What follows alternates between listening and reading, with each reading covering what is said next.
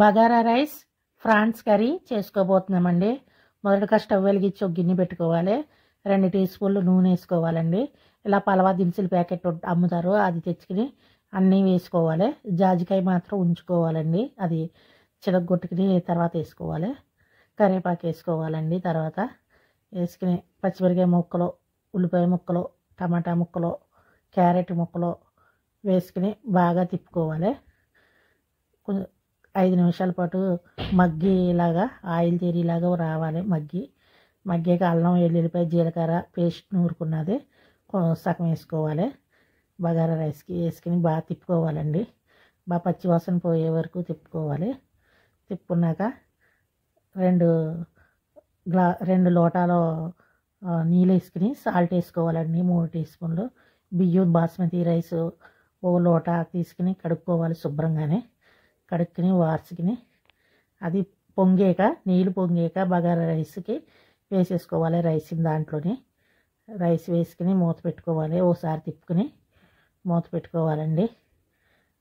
ఈ పక్కన ఒక కడాయి పెట్టుకుని 3 టీ స్పూన్లు నూనె వేసుకుని ఫ్రాన్స్ కర్రీకి ఉల్లిపాయ ముక్కలు వేసుకుని వేపుకోవాలి. ఉల్లిపాయ ముక్కలు వేసుకుని వేపుకోవాలండి. నూనెలోని పచ్చిరొయ్యల కూరకే బాగా మగ్గిదాకా వేపుకోవాలి. ఒక 5 నిమిషాల పాటు బాగా అన్నీ కలిసిలాగా ఉల్లిపాయ ముక్కలు వేపుకోవాలండి. వేపుకుని బాగా మగ్గాలి.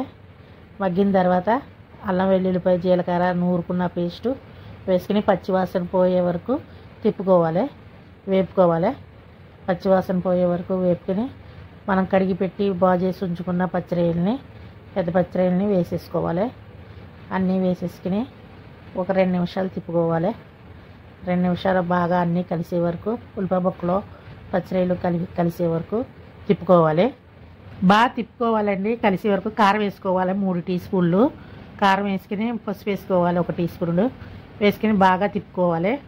మొత్తం కలిసే వరకు ఒక 2 నిమిషాల పాటు తిప్పుతూ ఉండాలి. అన్నీ కలవాలి. అన్నిటికీ కారం అంది వరకు 1 గ్లాసు నీళ్ళు వేసుకుని బాగా సర్ది అంతా కలిపి మూత పెట్టుకొని ఒక 10 నిమిషాలు ఉడకనివ్వాలి. పచ్చిరొయ్యల ఎగురు రెడీ అయిపోయింది.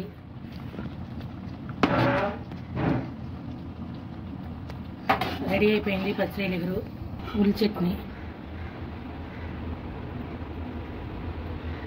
పచ్చిరొయ్యల గ్రేవీ, 2 కోడిగుడ్లు.